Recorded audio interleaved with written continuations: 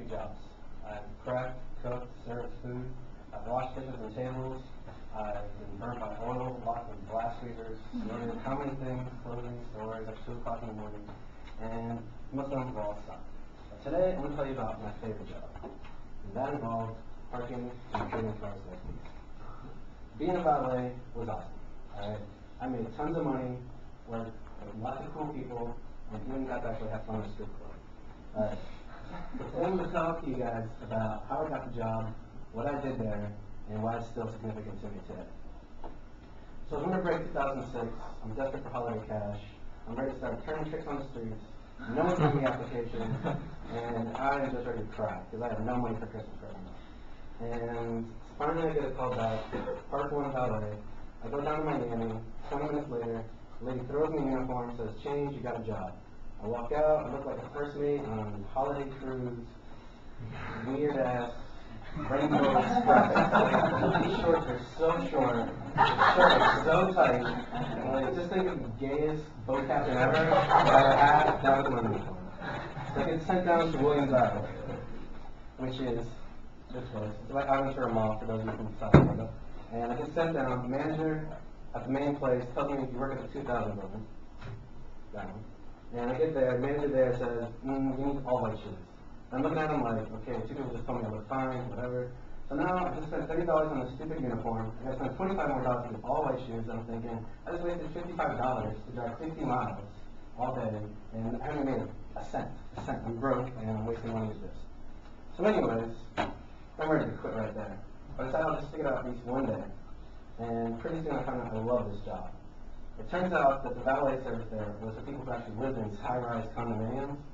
And these people are rich, like filthy rich, like South Beach rich, right? So they all have really nice cars, and that's basically what I do for the most part. Park and choose cars. Cars like, I park and choose cars for residents and then also for the guests. And there were a lot of guests. In the holiday season, everyone was having dinners, going out, socializing, whatever, and there was lots of parties. And the parties were also pretty awesome, not just for the people who came, but for us. Not only were there a lot of guests, and guests always tip, but at the end of the night, when the party was done and everyone had left, they always sent down extra food, down to the valets, the security guards, and the janitors, and there'd be a nice, cool fight over what was left. Our other job, while we were there, is a dog.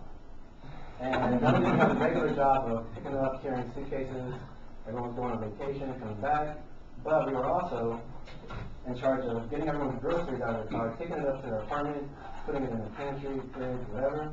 And everyone's Christmas shopping, yeah, you gotta look at all the nice little toys these really rich kids got to get for the holidays. It was a little sad, but at the same time, we're making a lot of money. So, the money. To me, going from minimum wage to making almost $20 an hour, this is like falling out of the Taco Bell and landing in Cabo. Like, so, I got my family the nicest Christmas presents ever that year. My sisters got jewelry, my mom got a dress, my dad got things for his car, and I was just really happy to just finally have some money. And better yet, not only was this job just about the money, but I saved up most of the money.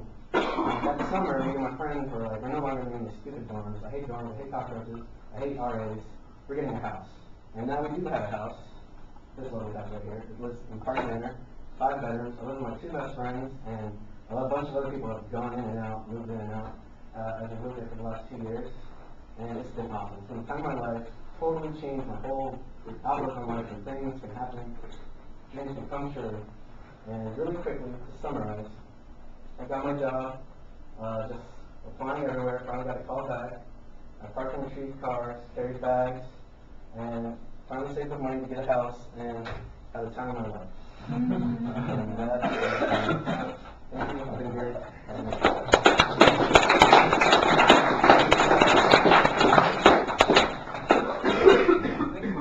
What shall we tell Lewis? What are some good things you saw? I don't think I've ever laughed so much during a case. Especially one on a job that seemingly humdrum. Like, you made it seem really exciting. I did a valet at Universal Studios the summer after, and I made half the money there that I did at this place, and the cars were all minivans. And it was like, the way it's organized there is kind of different, but yeah, like, most valets not that much fun. So it's pretty good. Very conversational. Thank you. Use of PowerPoint was great. excellent stories.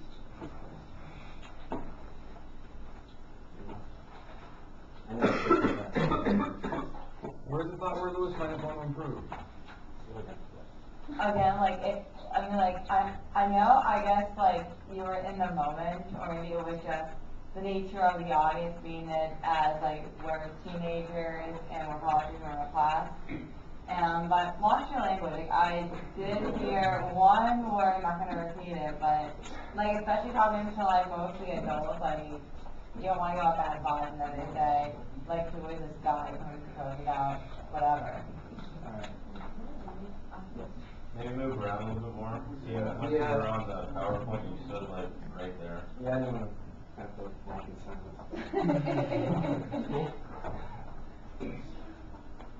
It was hilarious, but like just kind of like something for like be aware of the audience because you don't know, like when we were talking about the shorts, like you don't know who, you know, who you're interested in. So that could have I was gonna go to the Universal one because that was like a big flamboyant chocolate shirt. But then I was like, I'm gonna talk about this other place and I'm gonna go to another place. I was like, It was fun.